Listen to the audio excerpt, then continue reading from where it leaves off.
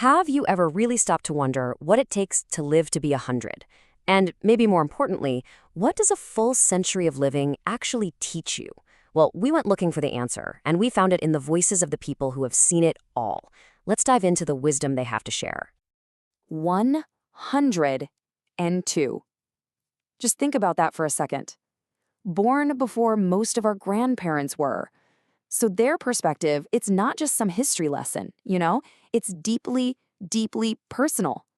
And this is what's so amazing. It isn't just about survival, it's about vitality. It's this energy that just seems to completely defy the calendar. It just goes to show you, age is as much a feeling as it is a number. They've lived through so much, and yet inside, their sense of self is still vibrant and, well, way younger than you'd expect. This is the million-dollar question, isn't it? Everybody asks them. Is there some magic pill, some secret routine? Well, they'll tell you it's not one big secret, but a collection of lessons. So we've broken down all their wisdom into a few key areas. So let's start with the practical stuff, the things you can actually do to take care of the one body and mind you get. You know what's so interesting here is that none of this is revolutionary. It's the advice we've all heard a million times. Don't smoke, don't drink too much, get up and move.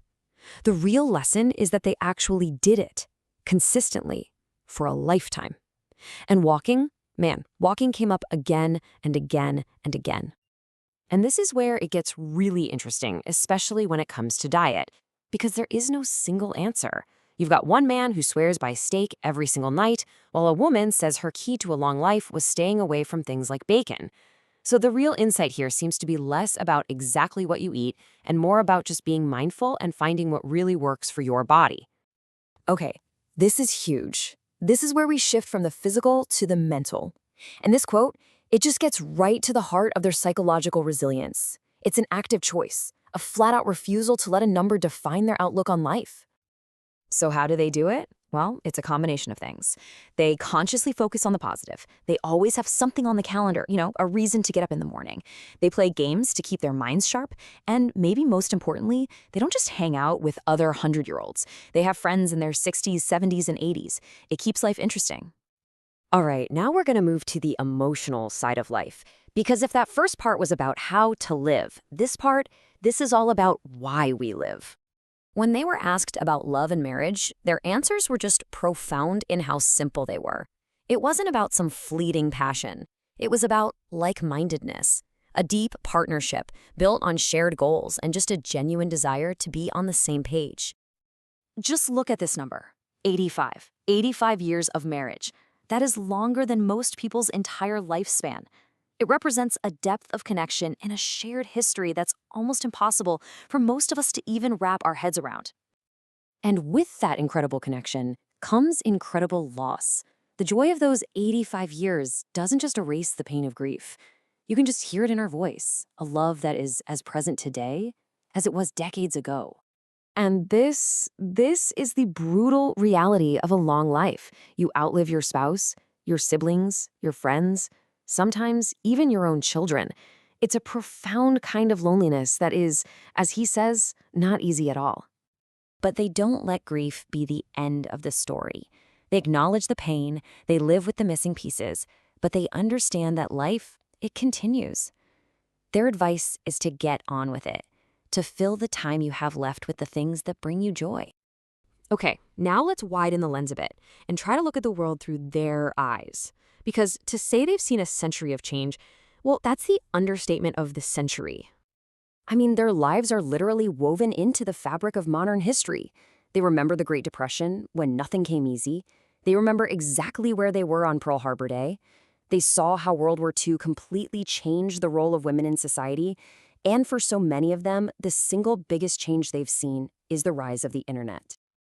And this comparison just perfectly captures the size of that shift. What once took a trip to the library and hours of research now happens instantly. Some of them embrace it, some are a little scared of it, but all of them recognize it as a fundamental transformation of the world. And having lived through everything from the Great Depression to the dot-com bubble, you can bet their financial advice is rooted in a long-term perspective.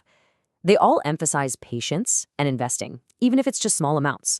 The core message is don't let your money just sit there doing nothing. They've seen the market have its ups and downs, but their century-long view confirms that over time, steady investment pays off. So after all of this, the health habits, the heartaches, the historical shifts, what is the ultimate takeaway? What is this so-called secret? And here it is. This is the idea that came up over and over again.